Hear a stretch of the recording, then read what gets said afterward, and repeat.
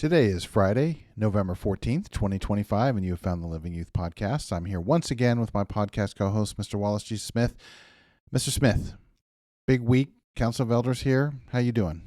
Doing really well, Mr. Robinson. It was a wonderful week. I think most of the crew is gone, the Council of Elders. I think, flying home, driving home, whatever the case may be. Some are still in town. I think Mr. Nathan giving the sermon this Sabbath. Looking forward to that, praying that he stays good and healthy and strong and we get something from him. Always like his sermons. And anyway, it was a really good council meeting. Thank you for asking. I always feel my brain feels a little tired because you're really in there, thinking and talking, but the camaraderie there in the room and the sense of brothers. And anyway, it's been a really nice week. So it's humbling to witness. Not that I'm not in the council meetings, but the guys are here all week. There's a luncheon in the middle where you get to talk to them, and it's really quite inspiring to see these men have been doing the same thing for many, many years, and the years are piling up, and they're still just doing what they were called to do. Yeah, exactly right. It really is. And I'd say that from in there because I'm not necessarily, I haven't been, my age in all of life is the length of time many of them have actually been in the ministry. Yes. And it is actually very humbling to see.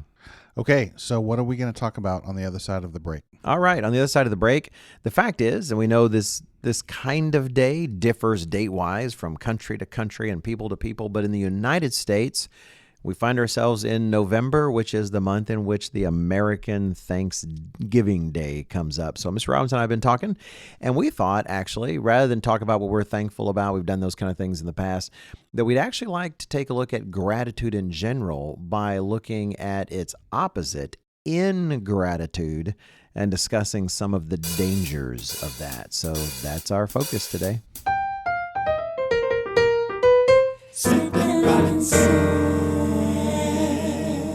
Welcome back, and welcome to, again, the Living Youth Podcast.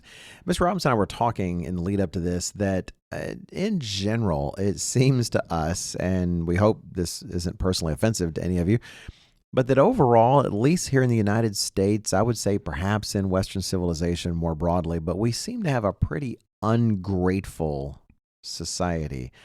And it might be ungrateful in ways that that we wouldn't personally relate to some of the things people are ungrateful about, but that lack of gratitude certainly can rub off on us. One of the thoughts that I had was that I think Mr. Robinson would agree. Here in the Church of God, at least, we do understand that the world is a broken place. It's filled with some really good values, and they're always mixed in with a lot of bad values. And you never really just have the good. It's always a mix of the good and the bad. And yet at the same time, most of the people out there complaining the most, it seems like it, and many of those that actually get airtime with their protest signs and the rest, are all busy whining about a civilization that has been strong enough to give them the freedom and comfort to be able to go out there and whine about civilization and about. It seems like there's just a complete disconnect where they're complaining about the pillars of the society that even allow them to stand and complain about the pillars of that society that has actually made them so comfortable enough they can ditch their jobs or ditch their classes or do whatever and go in the streets and do this. And then actually wanting it more comfort, wanting things, things should be even cushier than this. Like, capitalism is terrible. Boo capitalism, as they text each other on their iPhones to meet, at the square, for the protest. And then what are they? Because it should be even better for us. Why am I having to pay for my college education at all? And if only we get socialism in place, then I can be an artist or I can be a poet. Not really realizing that this broken civilization, which truly is fundamentally broken, Jesus Christ isn't coming to fix it. He's coming to replace it. And yet at the same time, this broken civilization is one of the very reasons why they have the flexibility, the level of comfort and freedom to do this. It just seems that, honestly, I would take a lot of their comments that much more seriously if they even expressed some gratitude for how we came to be in this place to begin with. It's such an interesting lesson that we are learning here at the end of the age, because one of the philosophical talking points I've heard before, which is a very reasonable one, is for many sections of human history, there's been a lot of poverty. And, in the Middle Ages, the life expectancy was in the 40s, Right. Well, so what would happen if we could solve some of our problems and we could not worry about starving in the winter, and have more comfortable lives. Like, and this, the thinking being that maybe this would be a jumping off point for a great advancement in human civilization. But ironically, as we got more and more comfort, we just wanted more and more comfort. I remember people talking about the idea, like, boy, if we just had more free time, we could work on poetry and philosophy and all these things, and that it doesn't seem to have worked out that way. No, it's kind of like, and I recently have been thinking about trying to explore what we've done with leisure time. It's like, as we have made our lives more comfortable, we haven't filled it all the time with that much more productivity and enhancing ourselves. We filled it with the videos we can watch, how much television I can consume in TikTok, right? So that said, we don't want to, the whole point of this isn't to actually harp on those things for the podcast, but I just want to kind of highlight that we are living in the middle of a very, I'd say, ungrateful society, a society filled with ingratitude. And you don't have to read much in the Bible to see that God actually expects us to be grateful. He expects us to be thankful. In fact, there's passages where even your trials, he says, to be thankful for. It's as if God knows, because he knows things, that thankfulness and gratitude is inherently something that is good for us. The ability to look at things we should be grateful for, even when at first they don't seem like things we should be grateful for. And we should express that gratitude.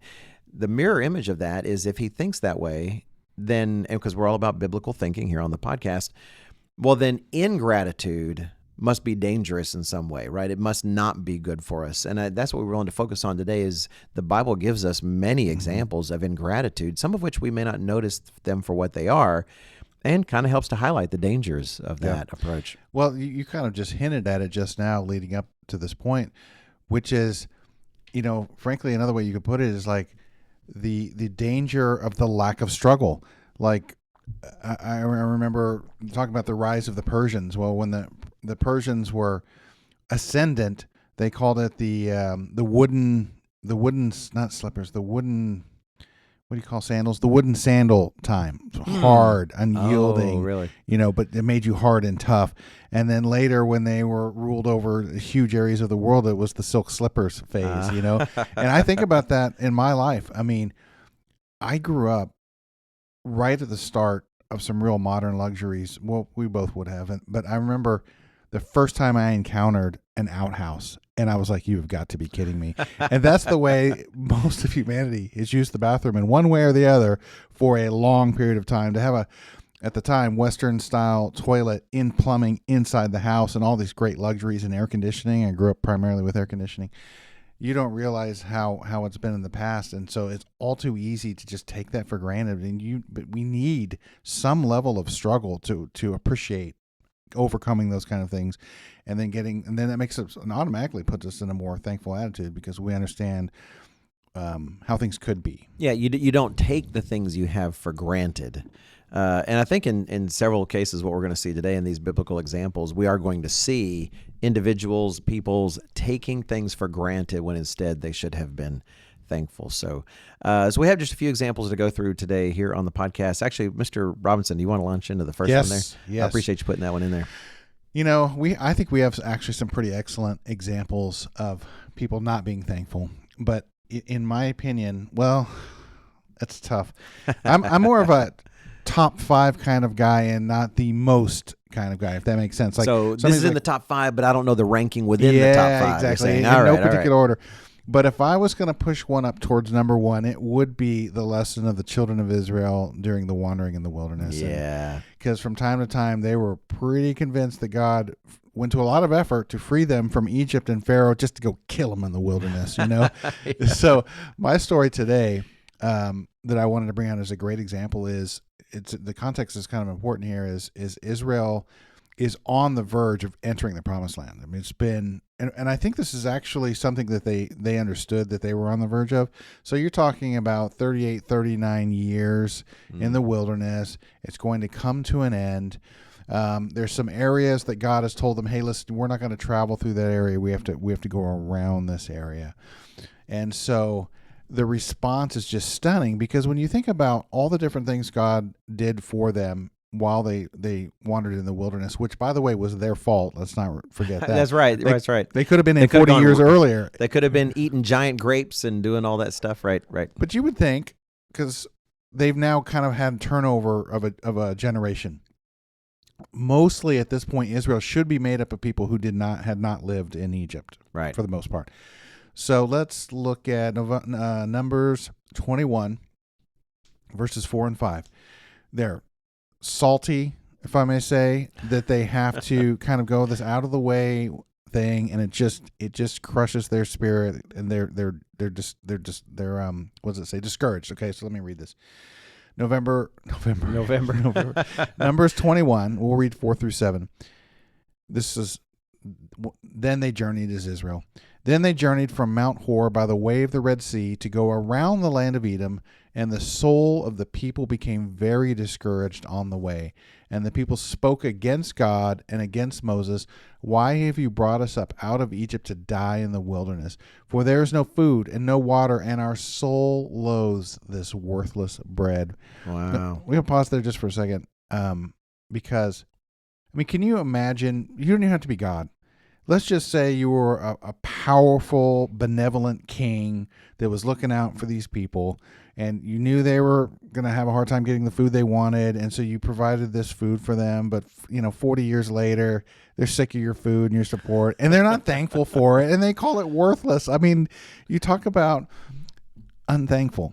Yeah. And I think this was such a great example of it. And of course, and then as a result, God sent in fiery serpents, which gave them a lot of trouble. But it's so funny because in verse 7, it says, therefore, so when these fiery serpents are out and killing people, their reaction is they understand they've sinned. Therefore, the people came to Moses and said, we have sinned, for we have spoken against the Lord and against you, and pray that you take these away.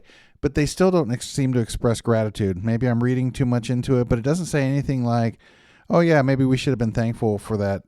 What God referred to the manna as? Bread from heaven. Right. It's interesting. The very bread that many generations later, when they're talking to Jesus Christ, they're like, oh, hey, God fed our fathers with manna. They were actually in the middle of experiencing a miracle that their descendants would still be talking about. But in their day, in their time, they couldn't see it. And to me, part of the danger of ingratitude that's exhibited here, and I'm so grateful because, boy, the children of Israel it's like the hits keep coming when it comes to ingratitude with them, and I think you picked a great one, is that we tend to lose sight of the actual blessings we truly have. Our soul loathes this worthless bread. You mean this thing that God has used to miraculously keep you alive in the wilderness? It's like you're the one that put you in this state where you've got to be living in the wilderness.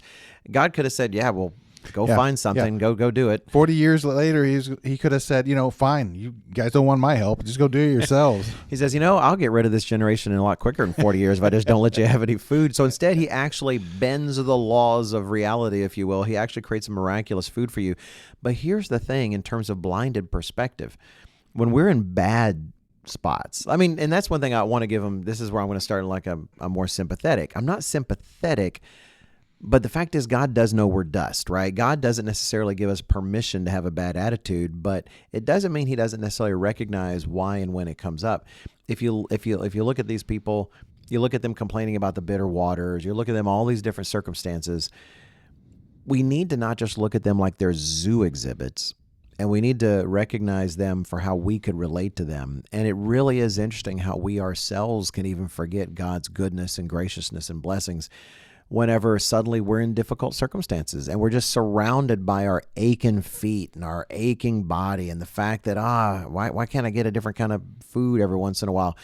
And we let our current circumstances blind us to the things God did. It's kind of like, we've had to sell a house before because the church, would move us here and there. And so we maybe had bought a house, we got to sell that house. And when you're having trouble selling a house, it's suddenly the things where you thanked God for providing the house before get obscured because now you're dealing with the pain of having to get rid of it. And how do I find someone?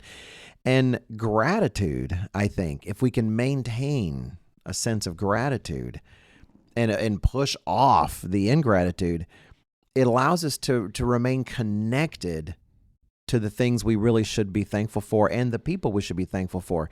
Something tells me that this walk here that you read about in this journey they have to take in Numbers 21, something tells me they weren't necessarily thankful to God for the miracle of the manna just that morning, and then turn around that afternoon to tell Moses, this worthless bread, Yeah.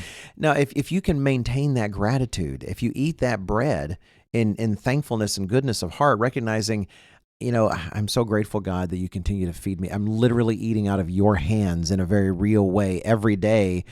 Then it's a lot harder in your difficult circumstances to get caught up in a spirit of ingratitude and start calling it worthless bread, because you saw its value that very morning when you thanked God for it. Ingratitude, I think, strips away some of those guardrails for us and makes it easier to stray into places where next thing you know, we're actually blaming God for bad circumstances and difficulties, and forgetting that He was the one who's gotten us this far to begin with. Great points. I remember when I was first married, and I realized, that even that like first week of our marriage, it's like, it's my job to say the prayer over the meal, So that here we are, almost 30 years later, and it's easy to get really into a prayer over your meals, just rut. Yeah, exactly. Kind of rote. But I do like it because every so often it does really remind me. It's like, hey, look, day in and day out, a couple times a day, I think it's a good practice to pause for a second and thank God that you have what you need, because a lot of human history, people did not have what they needed. Yeah. I appreciate in the church is where I was most, other than like say Thanksgiving with my grandparents and such here and there. My mom and dad were not a pray over the meal kind of people. Maybe they did when I was really young, until they realized, we don't have to do this. We're in charge. But as far as coming into the church, I was exposed to more and more families, of course, praying before a meal. And it actually took me a while before I just adopted that personally. It didn't even come to me. It's like, wow, of course, when we're together, I expect to pray for a meal. But then if I'm in my dorm room having a peanut butter and jelly sandwich, I wouldn't necessarily think of it. And it did take me a while in terms of growing to come and recognize, well, no, this is God taking care of me right here. We had to be in a group to be thankful, And so even like, actually this morning, I don't think I did thank God for my toast, but I do try, because I was just walking around the kitchen. But yeah, like when I have lunch here in my office, my little lunch I usually have, I try to make sure I take the time to quietly thank God. I know I'm not saying that like I'm something special. I'm trying to say I've caught up to most of you is what I'm saying. And I do look at like like I love a little smoked salmon and a little cream cheese. It's not much. I know the exact calorie count, of it. So we'd keep doing this thing, but it's a little bit of smoked salmon from Costco, a little bit of cream cheese, and a little bit of little rice crackers. But then I think, man, I didn't catch that fish. I didn't milk that cow that make this cream cheese. I didn't harvest the rice and turn it into flour. And how amazing is it that I live a life where even kings of the past couldn't on demand bring things from all over the world to land in their Tupperware plate, they're about to eat. And just that little bit kind of reminds me, and so that whenever it's kind of missing, I want to make sure I don't suddenly start cursing God. It's like, why can't I find such and such in the store? It's like, well, wait a minute, it was always a wonderful thing that He gave it to me. Low-fat cream cheese, come on. I'm not going to eat that. All right, so any more on this one, or we don't move to the next one? I think that really, I know, we've had fun talking about it and kind of exploring it a little bit. Like, to me, that's just one of those sections of scriptures you don't have to elaborate on too much, because like the attitude is so clear. Yeah, just a wander through Numbers. It's essentially a wandering of the whining of Israel. There's so many opportunities. When I was a kid, I just thought Numbers was, that's the book with all the census and all the stuff. No, man, Numbers is packed. It's actually, in some ways, Deuteronomy is kind of even more recap, and so really the core stories of the wilderness are more in Numbers. Yeah, I would say that, and actually I'll give props even to the generation stuff. Mr. Weston, you can find I think the title mentions it. I didn't know we were going to mention it, but he actually gives a sermon about how, hey, even those generations things, pay attention. It's all in there. It's all in there for a reason. And that sermon was actually one of the finest sermons I've ever heard on why we pay attention to all the little things. It's all in there for a reason. Yep. But absolutely, if you want to really try to, it's easy to think, you go to Exodus. Man, don't neglect Numbers. It is so full of lessons, including lessons about the dangers of ingratitude. So I know the next one's yours, but I was just going to say it's so appropriate that it's in Judges. That almost an entire time period of being unthankful. Oh man, no kidding. All right, so this one I thought was interesting, and it's actually about not Gideon, but the time right after Gideon. And so a lot of our listeners are going to know the story of Gideon, but Gideon was one of the judges in a time before Israel had kings, but after they had been brought out, they've been given the promised land, they've come to inherit, and they were routinely, by not obeying God like they should, oppressed by various ones, whether it's the Midianites or this or that. And God raises up a judge to kind of reign, to help order the people and to be a source of God's wisdom for the people and to save them from their oppressors. And one of those was Gideon. And if you don't know the story of Gideon, definitely worth reading there early in the book of Judges. And then Gideon, as all men do, eventually does die. And so we read towards the end of Judges chapter 8 about what happens after that. And Judges 8, starting in verse 33, it says, "So it was, as soon as Gideon was dead," I like that actually, the wording there, as soon as, like you feel like the moment he died, but still, as soon as Gideon was dead, the children of Israel again played the harlot with the Baals and made Baal Berith their god. Thus the children of Israel did not remember the Lord their God, who had delivered them from the hands of all their enemies on every side, nor did they show kindness to the house of Jerubbaal, Jerubbaal, I don't say that right, Jerubbaal. I'll accept it. I will go with that. I really should have looked this up ahead of time. Instead, I decided to ruin all my credibility. But Gideon, that was his name, Gideon, in accordance with the good he had done for Israel. Now, it's easy because, this doesn't mention anything about thankfulness or ingratitude, but it's packed into those phrases. If you look at the phrase in verse 34, it says, the children of Israel did not remember the Lord their God who had delivered them. Well, that idea of not remembering is a form of unthankfulness. It's a form of ingratitude. When you say your prayer to God quietly, if or with others before you eat, it's remembering that God did this, that God has provided this for you. It's a keeping in mind, and gratitude helps us to do that. It helps us to remember who was involved here, what has been done to bring us here. But then also, verse 35. Nor did they show kindness to Gideon's house afterwards. Well, and you might think, it can be very American. Well, what did his descendants do for him? Who really cares?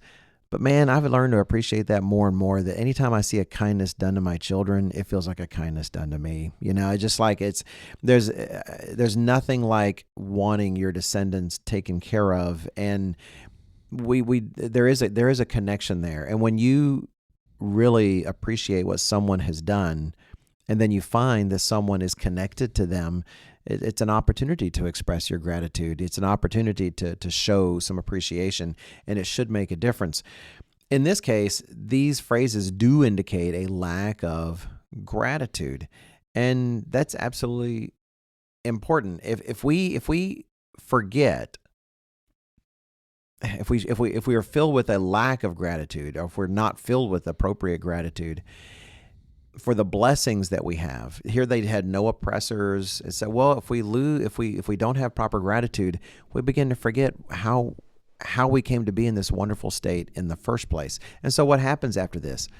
Well, they forget. So they go to their false idols. They go to those things. They start forgetting those who actually helped bring them to that state.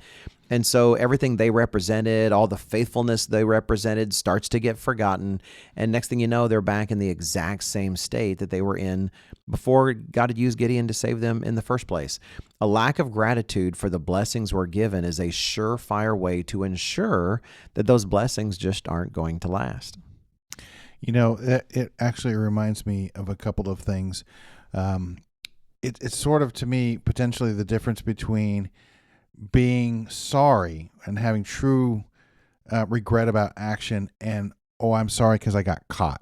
To me, it's sort of like the mentality seems to be, because of how quickly they forgot it and didn't even bother to kind of look after Gideon and Gideon's family and at least some kind of appreciation for them. Right. These people in when we have a really bad attitude and we get caught in something and there's no way, it's not recognized in that way, and it's like, well, oh man, I'm so sorry, I shouldn't have done that. But it's entirely because they got caught. The only thing I can think of maybe for why they so quickly. I mean, it's almost like the grieving period for Gideon's death wasn't even over, and they were like, moving on. Ah, good. I'm so glad that that's over with, and we can get back to our normal evil ways that are so familiar to us. It also reminded me, interestingly, like by contrast, King David. You talk about a man that he made his mistakes, but like he was constantly thankful and expressed gratitude, and so much so even when he was a king, he would look after people. He would remember people who had helped him, and give them a ceremonial spot at the table. The king's table and spread, and if you could eat at it the whole rest of your life, kind of thing. Right. He even went out of his way with Mephibosheth to show kindness to him. He was one of Saul's last living relatives. Right. And he ate at the table like a son. Yep. That idea of, so again, it's kind of tied to what we said earlier. We'll see this in other examples as well that we discuss. Gratitude ties you to the source of the blessings that you have. And there's a joy you can feel that you have the blessings, but that's not the same as gratitude. Even like we said, I think I said in the last one, if not, we'll come up on it later, how I've heard from, not personally from, but I've read, and I think I've heard from some atheists say who do not believe in a God, that, that sunset they saw was so beautiful, or they can't believe the random rainbow that they saw, and they felt what they would call a sense of gratitude, but they have no place to direct, that gratitude. Here in the case of Gideon, they're freed from their oppressors. They're enjoying a sense of liberty they did not have before God used Gideon to save them. Well, if you don't express gratitude, if you don't cultivate gratitude, you begin to forget, why is it you have freedom in the first place? Why is it that you're free? Guess what? Gideon destroyed all the idols, right? And got God, God was willing to fight for you again. And with his tiny army was able to run these people out. Well, you show no gratitude. Once all those things are gone and you can actually go back to idol worship, you just go right back because you weren't grateful. You're happy, you're free. You're not grateful for why you are. You're not grateful for that. And you lose that connection. And as a result, you just come into the same circumstances again. What great point. All right. The next one, actually, you had brought out when we were texting about this earlier. And I'm grateful that you thought of these guys. They did not come to mind. And the moment you did, I thought, thank you, Mr. Robinson. I always appreciate your insights. I don't know if you've got it up in your Bible. If not, yes. I can get there real quick. I've got the notes here. So the next example is the 9 lepers, which sounds like worst band name. Well, that might be a good band name. I'm not really sure. The 9 lepers, but it's actually 10 lepers, but it's the 9 lepers we're focused on. So. Yes, exactly. Okay, yes, let's go to it. So it's Luke 17, and the story spans verses 11 to 19. And you probably know, many probably already understand where we're going here, but if you don't, you're about to find out. Yes. Now it happened, as he, Jesus Christ, went to Jerusalem, that he passed through the midst of Samaria and Galilee. Then as he entered a certain village, there met him 10 men who were lepers, who stood afar off. And they lifted up their voices and said, Jesus, Master, have mercy on us. So when he saw them, he said to them, Go show yourselves to the priests, which is what you were supposed to do when you were, like the priest would certify that you were clear of your leprosy. Right. If you were clear of leprosy, you were to show yourself to the priest according to the old covenant. And then the priest would look at that, examine it, make sure you were, and you'd be declared clean. Right. Which also, side note, would have been a real sign to the Pharisees who... You know what? 2 things. It would have been actually a witness to the Pharisees. Well, who told you to come here and do this? Because they probably knew these 10 guys. And secondly, this is a real side note. I don't mean to start a side quest, but I've had people say, the priests in Jesus' day weren't even real. They weren't actually Jews. Jesus. And it's like, then Jesus was breaking the law by sending these people to go talk to the priests. Yep. Jesus clearly recognized these people of actually God's as God's earthly priests at the time. Because even if they weren't really doing their job, they were still descendants of Aaron. They were clearly, really, truly descendants of Aaron the way God prescribed. So anyway, he sends them to the priest. So, I mean, there is some level of heartfelt there. I mean, the way it says lifted up their voices, and you can kind of, I think you can kind of feel it. Please have mercy on us and save us from our fate here. Yeah, heard of his miracles, heard of that he was capable, and say, please have mercy on us. I would agree with that. So they showed a little bit of faith because they had to go to the priest, and as they were on their way, they were cleansed. And one of them, when he saw that he was healed, returned and with a loud voice glorified God and fell down on his face at his feet, giving him thanks. And he was a Samaritan. Ah, boy. Wow, a Samaritan. I forgot about that twist. So Jesus answered and said, "Were there not 10 cleansed? But where are the 9? Were there not any found who returned to give glory to God except this foreigner?" Which God often uses these foreigners in that way to show. Well, anyway. Well, to help Israel see, look, even the people that I didn't give gifts to like I did to you are able to see things you don't. Arise, go your way. Your faith has made you well. So it doesn't say that the other guys. I mean, I think we can infer it's not. It doesn't mean that the leprosy returned to the other men. Yeah, I don't think we can assume that. But we don't have leprosy in general here now. But like if you got leprosy, it was a death sentence, and it was also a very lonely one because you had to be separated from everybody else. So yeah, the law even said as you came up on people, you were to cover your mouth and say unclean and warn people that you were coming, so you had to enable your own isolation. And so this is one of those times, and I really do try to read these stories like you did such a good job with the Gideon's example, or no, maybe it was the first one. But basically, you're trying to understand their perspective and why they maybe kind of had this attitude. This is one of the ones that I really do think really you couldn't show some level of gratitude. I mean, this is a pretty big deal.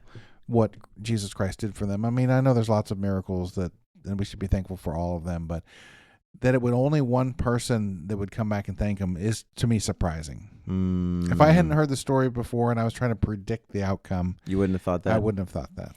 I have thought about it, and I've tried to think of what kind of mindset they might have had, and I don't want to just ascribe to them evil. I mean, don't get me wrong, a lack of gratitude is wrong. We need to repent of that. We need to add gratitude. But in this case, I can imagine being, let's say, I imagine myself as one of the 10, but not the good one, one of the ones that doesn't come back. And I imagine myself suffering under leprosy, and I don't get to see my family. I don't get to see and I'm just real. And all of us, the 10 of us, get together and commiserate, and how then we hear about this miracle worker here, and we hear so-and-so was healed, and so-and-so was healed, and we hope that maybe we can be healed as well, right? Maybe there's a chance. Maybe this isn't my lot in life. Maybe I can. And then finally, he's close enough. He's at a distance, we can call out to him and say, "Oh, please have mercy on us. Have mercy on us."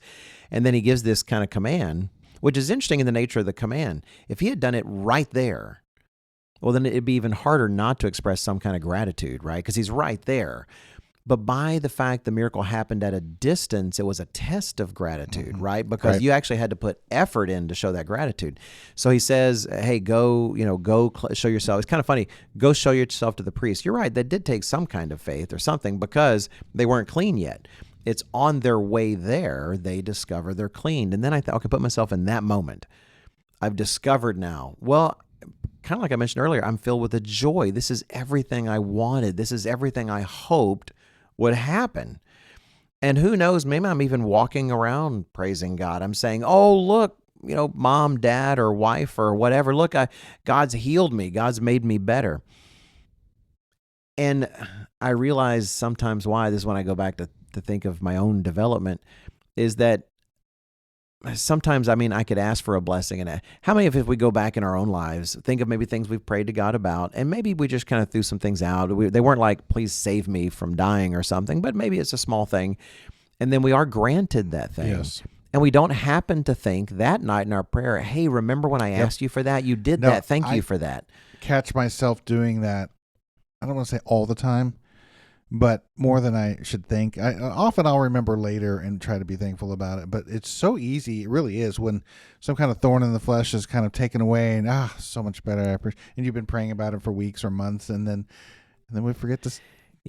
Thank God for that. So I try to think of these 9 guys as not as terrible, evil people, but as people that just lacked the spiritual maturity that gratitude represents. But this Samaritan fellow actually decided to take the time. Man, I called out to this Jesus and followed his instruction, and God has healed me. I'm going to go find him and I'm going to thank him for that and do that. So again, trying to demonsterize these other 9 as if they're just cold and callous people. But we have to remember, when God takes the time to actually grant us something valuable and wonderful, take the time to go let him know that you appreciate it. It's not exactly related, but I think it's not unrelated. I read recently about a test of AI they did. I won't go into all the details, but they were taking these large language models and giving them bodies, if you will. That is, they're like putting them inside a Roomba, a little robot, Okay. because they were trying to see, large language models aren't designed to reason through what it takes to have a physical presence in the world, but they're kind of testing them to see what would they do with something like that. So they gave the Roombas a little task. They had to go... They communicate with the AI saying, "Hey, go get some salt. Go get the salt shaker from someone," and then it has to navigate and figure out how to do that, and then they would rank them on a scale compared to how a human would do it to see how well they're pulling off and all of them did pretty poorly.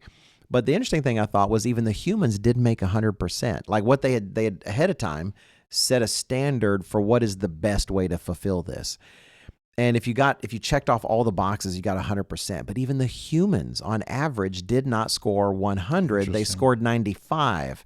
Now, what was their downfall? The article explained that what they were really hoping for, in the end, that not only would the human or the Roomba, the robot, deliver the salt, but that it would wait to be acknowledged that you had done that the person would say, "Oh, well, thank you," or "I appreciate," that they would wait to be acknowledged and not just walk off. Like, "Oh, good, I did it," and then you walk off because maybe you brought the wrong thing. The person needs to say, "Oh no, this is the pepper. I wanted the salt."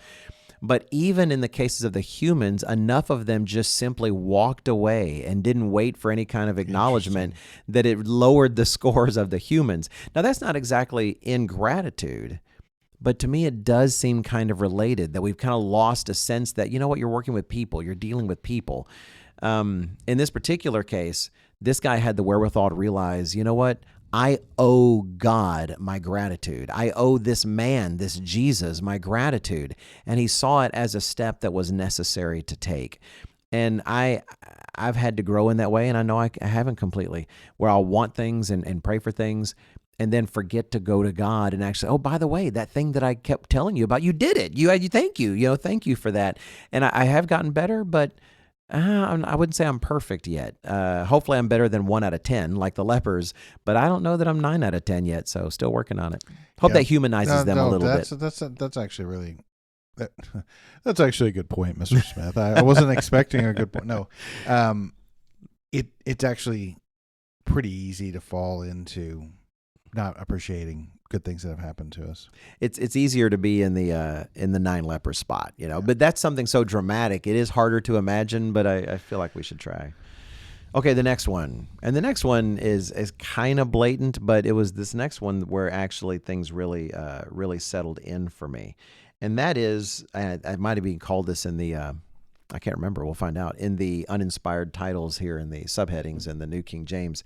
And that is the unmerciful servant. And it's in Matthew chapter 18. Matthew, which I'm going there right now, Matthew chapter 18. So in this parable that Jesus tells, it's not a real live case, though I would say this kind of stuff does happen in real life. It's a parable that he's talking about forgiveness and the importance of it. And he gives this parable starting in Matthew 18 and verse 23. It says, "Therefore the kingdom," wait. That's it. The kingdom of heaven is like a certain king who wanted to settle accounts with his servants. And when he had begun to settle accounts, one was brought to him who owed him 10,000 talents. And the talent was a certain amount of money. This was really impossible to pay back. This was a ridiculous kind of debt. That really is the point. I tried to calculate it one time and spend some time, and it depends on too many different things. Really? Yeah. Wow. Okay. I'm going to imagine Elon Musk, but with a negative next to his money. So it might not be that much. That's a lot of money. All right. But anyway, regardless, this guy had no hope of paying this. So in verse 25, it says, "But as he was not able to pay, his master commanded that he be sold with his wife and children and all that he had, and that payment be made." That is, he's going to, well, then I guess we're just going to sell all of you, and that's going to be enough money. It's not enough to pay me back, but at least it gives me something. But verse 26, the servant therefore fell down before him, saying, Master, have patience with me, and I will pay you all. Well, the master, it's like this guy's never going to be able to pay this off. So verse 27 says, Then the master of that servant was moved with compassion, released him, and forgave him the debt. Just wrote off the debt. The guy doesn't even have anything to pay anymore. He's completely forgiven. So verse 28, But that servant went out and found one of his fellow servants who owed him 100 denarii, which is chicken feed compared to what he owed. And he laid hands on him and took him by the throat, saying, Pay me what you owe. So his fellow servant fell down at his feet, rerun, and begged him, saying, Have patience with me, and I will pay you all. Verse 30 of the servant, it says, He would not, but went and threw him into prison till he should pay the debt.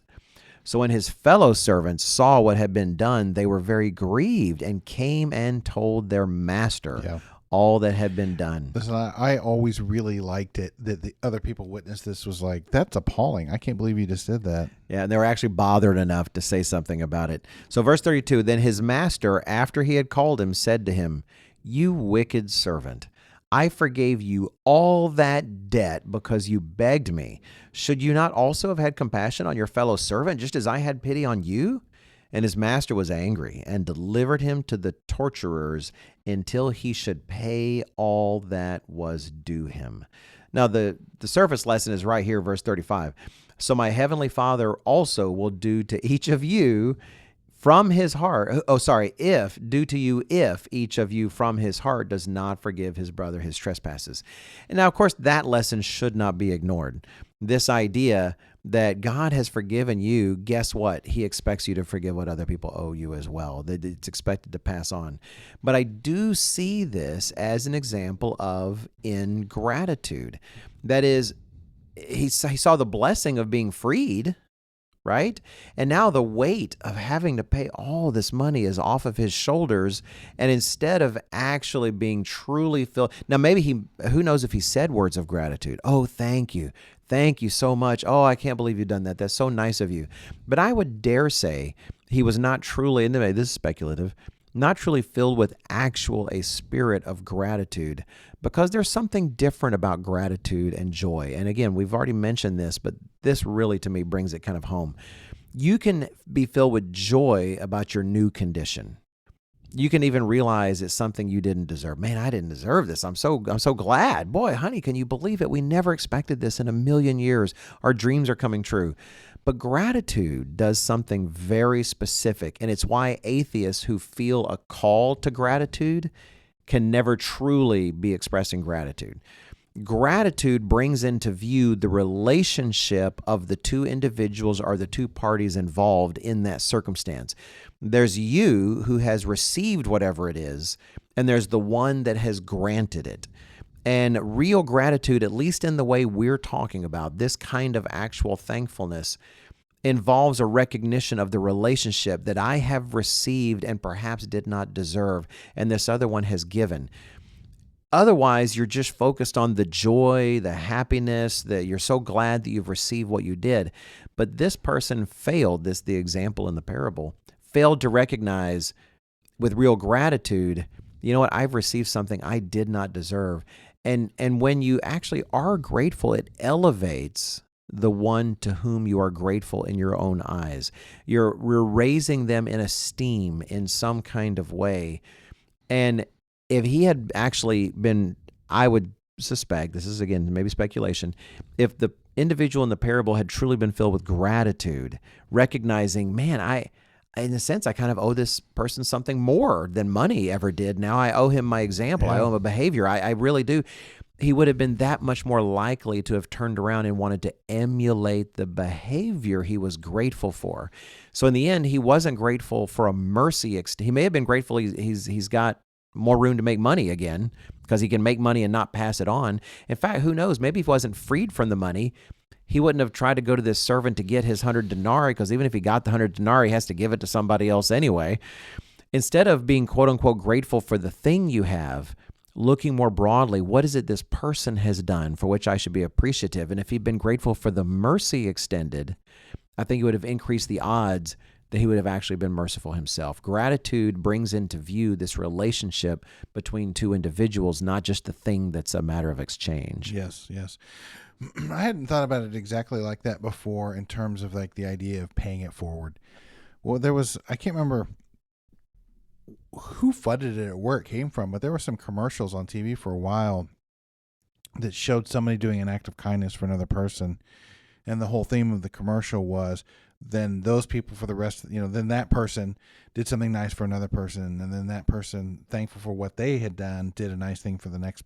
They looked for opportunities, actually, to try to help somebody out. Right. To kind of show some gratitude for what the other people did. And that is fundamentally lacking here. And of course, then, it's somewhat obvious, the more big picture, which is each of us in our relationship to Christ, of course, him paying a sum that we could never repay. And there are many expectations laid on us from receiving that sacrifice that Christ made. But it's an interesting one also to add in. Among them is be thankful for the sacrifice that Christ made. So. That really is of course, the very surface theme there, where he says, "Look, you've received mercy. You should be grateful and extend mercy." He wants you. He expects us to pay that forward. It does, though, remind me of a video I saw. You may have seen as well, and I don't know if I can recommend it because maybe it's got bad language in it. I just don't remember. But it was this idea, like you go through the drive-through at a restaurant and you say, "Hey, I want to pay for the people behind me." You do something nice, and kind of starts a chain. And so the people in the window, like, "Oh, hey, guess what? Your meal's been paid for." "Oh, you know what? I want to pay for the guy behind me." Well, a guy tries to take advantage of that in the goofy video. So he says, "Yeah, I want to pay for the person behind me." And they're like, "Oh, that's so sweet." But then he drives around to get back in the line, and expecting the chain to go back to him. And when he gets up, he orders like as much food as he possibly can. And then, anyway, something is a goofy video. I haven't seen that. Yeah, don't abuse it. All right, the next one. Oh, this is one that you brought up, is always a classic. I loved how you covered Korah. I'm kind of already previewed it in a recent sermon, by the way. I just thought it was fantastic. So. Yeah, Korah. What I like about this one is there's a different angle. It brings out another element of being unthankful that, when you think about it, it's obvious, but it's not maybe the first thing on your mind. The example of Korah and the rebellion that he led is in number 16. And one of the things is I studied into this rebellion because it's in there as an archetypical rebellion. It is. We are meant to refer to this throughout time. It's something very archetypical is a great word. Well, I mean, when you read 2 Peter and then also Jude, like when he was highlighting, hey, here's 3 guys you got to watch out for. The Korah's rebellion is just one of these 3 key types, things, right? Yeah. So then, what's interesting about if you don't really take the time to read the story, the lesson, and kind of think about it a little, it's easy to just think, yeah, some guy got too big for his britches and thought, I should be in charge. Okay, right. You missed the larger picture. It really helped me to understand that Korah is a Levite, and now what's the not everybody from California is American, but everybody who is in California. Not every American is a Californian, but every Californian is an American. Right. So there are priests within the Levite, but not all Levites are priests. So Korah is not a priest, but he is a Levite.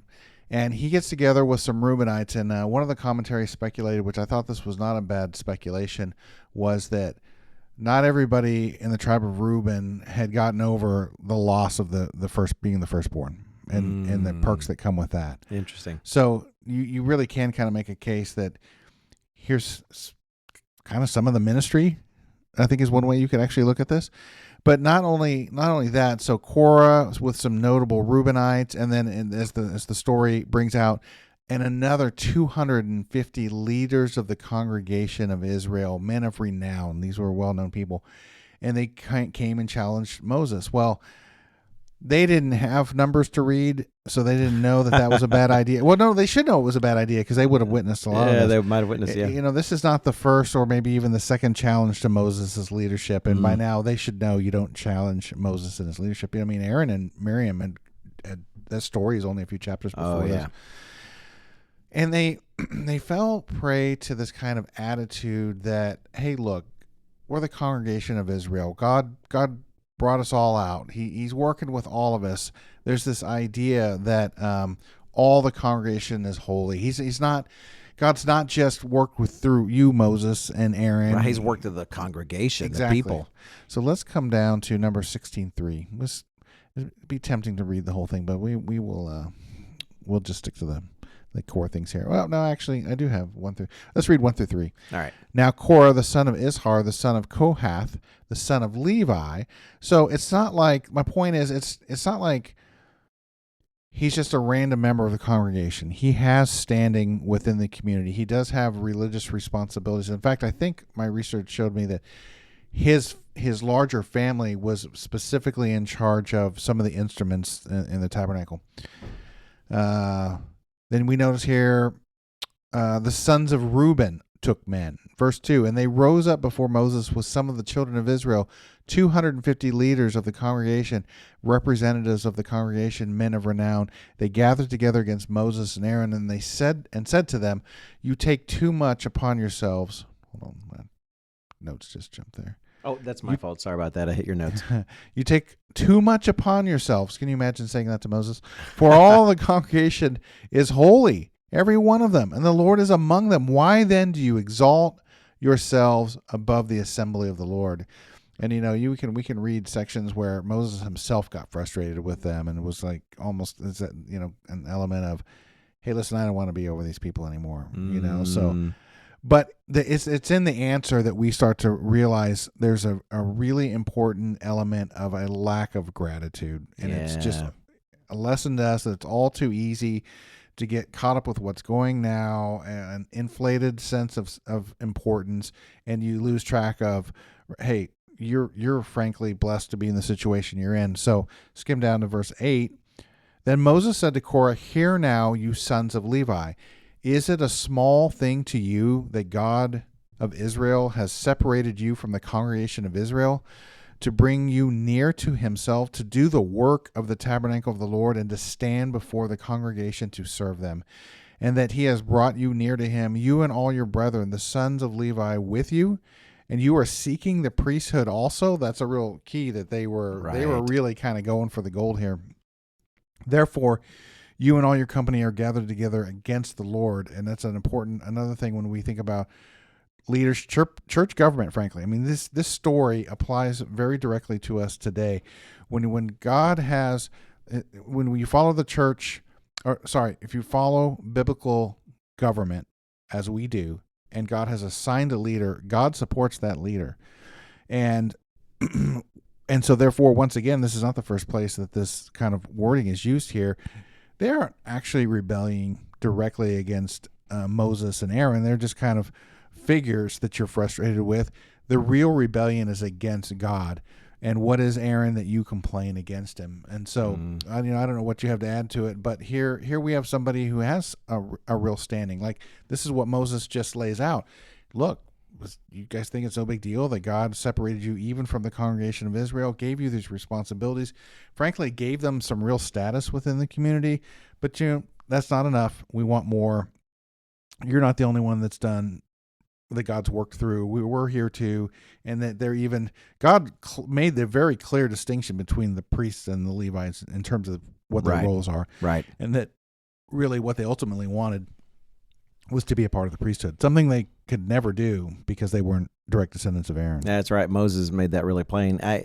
I think it's really great because it's kind of hidden there. Again, we talk about these things about ingratitude. It doesn't blatantly say in the scriptures, and Korah was not grateful for this, but it's right there in the words that Moses says in verse 9, where he's asking Korah, the sons of Levi there, he says, is it a small, just like you said, is it a small thing to you that God has done this with you? The implication is that should be enough. That's big. What's wrong with you? God has actually already honored you in this way. And in terms of dangers of ingratitude, if we're not grateful for what we have, we lose sight of the value of it. And next thing you know, we're wanting more. It's like not being grateful that God gave you a bonus at work. And then next thing you know, those bonuses won't feel like enough for you. And actually, they probably are. I'm not saying all bonuses are good for everybody. But what I'm saying is, let's say a bonus is given to you that is a super blessing, is really grateful, you're able to take care of this or take care of that. Well, if you don't express gratitude for that, I would say a thank you note to your boss maybe, but let alone to God, of course. Well, you really risk not beginning to value it. You begin, next thing you know, a year or two later, you're not so, it's like, well, why wasn't it double this? Why wasn't it this? Here, Korah, they clearly weren't grateful that God was using them in a special way, giving them, like, love the way you put it, but giving them honor before the people. And so all they could do was crave the honor they saw, crave the honor they didn't have. And gratitude helps you to put the blessings you've been given in actual perspective and acts as a hedge against craving more than you really should. So I like how we're going to conclude this, because as I was putting my notes together for the Korah's rebellion, because theirs really is a more subtle ingratitude. And like, as you said, which I even have in my notes, they lost sight of this great honor they had been given.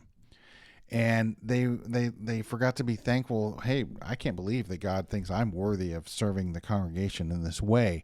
And there really is where we're going to go next in Romans chapter 1, a formula there. And I think it'll, when we get here in just a minute and start to cover the same what the attitude of unthankfulness leads to.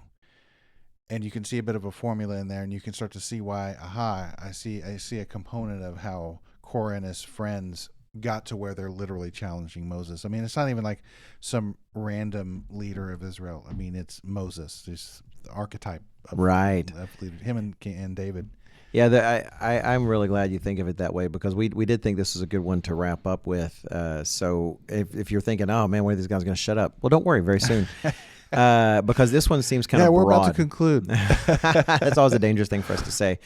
But the last example we wanted to focus on biblically is what is actually, as Paul describes it, mankind's general failure to be thankful to God for creation and his design and what he has done.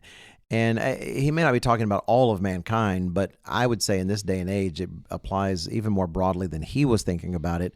And we see that in Romans chapter 1. In Romans chapter 1, I'll probably start here in verse 20, get a little more context.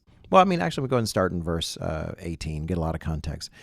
He writes here in Romans 1:18, "For the wrath of God is revealed from heaven against all ungodliness and unrighteousness of men who suppress the truth in unrighteousness, because what may be known of God is manifest in them, for God has shown it to them.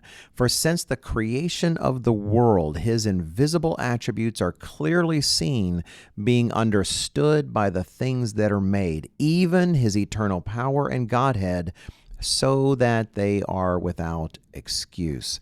Because although they knew God," now let me pause there. It doesn't mean these people have a personal, individual relationship with God, but rather these individuals that are staring at the obvious evidence that he exists, that he creates, that he's the designer of the world. They're staring that, and they, in a sense, do know that he is there, and they have to know that he's real, whether they acknowledge it intellectually or not. It says, because although they knew God, verse 21, they did not glorify him as God, nor were thankful, but became futile in their thoughts, and their foolish hearts were darkened. Professing to be wise, they became fools, and changed the glory of the incorruptible God into an image made like corruptible man, and birds, and four-footed animals, and creeping things. Therefore, there's a consequence to this. God also gave them up to uncleanness in the lusts of their hearts, to dishonor their bodies among themselves, who exchanged the truth of God for the lie, and worshipped and served the creature rather than the Creator, who's blessed forever. Amen. It goes on to discuss how God gave them up to vile passions. They get into perversion. They're not thinking of... It's funny how they don't thank God for nature and creation, and they begin behaving in the most unnatural and perverted of ways. This idea, going back to, what does it go back? They didn't glorify God for what they saw, and they were not thankful to him for it. I would say, especially as the secular parts of our culture, and even those non-secular that have embraced a lot of these worldviews, our civilization is at that kind of point. We've forgotten many of us, most of us even, that God has really had any part at all in creating the world around us, and we twist, therefore, that creation that he has made to our own destruction. You look at a number of levels. You got the obvious ones like sexuality and gender and what we have done to ourselves in those regimes. You can look at even the ground, the soil, the food supplies that we're growing from it, and what we're doing with genetics. You look at the weather and climate. I'm not even talking about climate change. I'm thinking of those that instead of saying, boy, it's getting hotter or we're having disasters, maybe we should turn to God. And he's the one that made all of this. No, we're going to throw particles in the air. We're going to do all these other crazy things. It really is. And this might, I hope this doesn't offend anybody, but this author, Patrick Deneen, was kind of talking about this in his book about the kind of radical individualism, that overall it's a part of our Western civilization, our Western way of life. And he goes back to certain philosophers where this kind of started, to look at the natural world and think of it as something to be conquered. Think of it as something not, I would say, cultivated and cared for like God talked about, but even that is taken too far by others where it's worship. No, this is your home. Care for it. Make it better, right? He told the mankind they were to take it and they were to work with it. And we've seen nature uncared for by mankind actually can grow out of bounds. Forest fires get worse, etc. But this idea that, well, no, nature is something that we can bend to our will. If we just learn the laws behind it all and learn how the chemicals work and learn this, we can shape even nature to our own will. And what's happening, it's killing us. It's absolutely destroying some of the most fundamental things that make life possible, to the point that now we're looking at rewriting our genetics. Let's just rewrite our own DNA and do what we want. What could go wrong? What could go wrong? And I do think Romans 1 points to the fact that, you know what? How did all this start?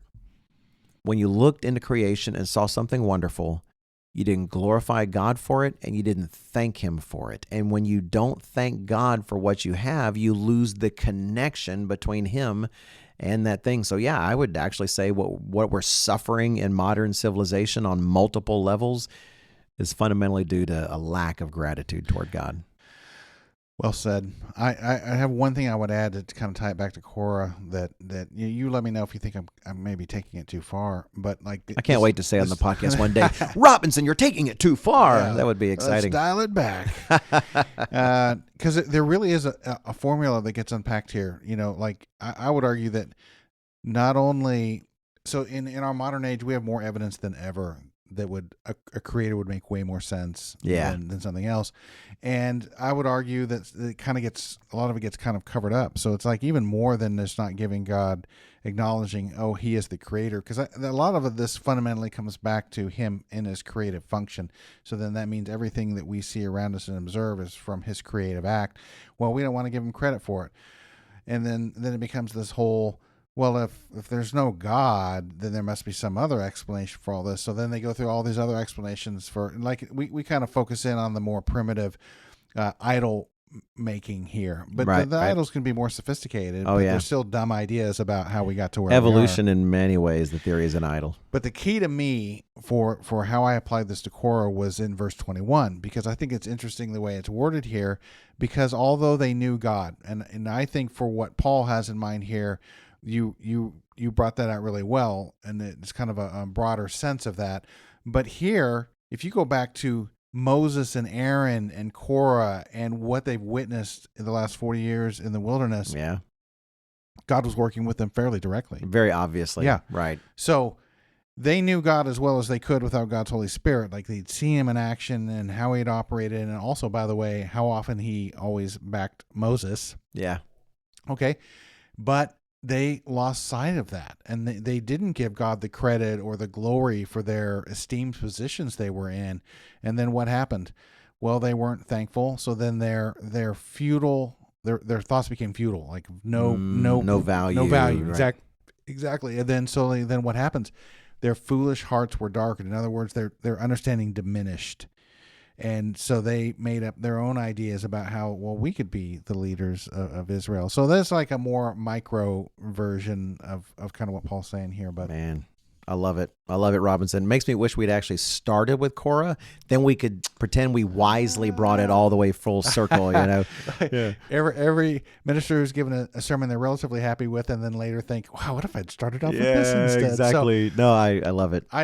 It's fun to kind of tie these really like core, kind of getting to the core of these things, scriptures and examples that have been preserved for us in the Bible, and seeing how they click together and in a way that humans could just never do. Oh yeah, there's a God who is, guess what? He's very much involved in our lives and how mankind has developed, and it's wonderful to see him bring out these kind of lessons and record them for us in His Scripture. So hey, everyone out there, you may not be in America. Thanksgiving Day may not be coming up a couple weeks away or so. Don't for let that stop you. You should be thankful anyway. You take it seriously. You do not want to live in the kind of world or the kind of family or the kind of life that becomes crafted for you whenever you get caught up in ingratitude.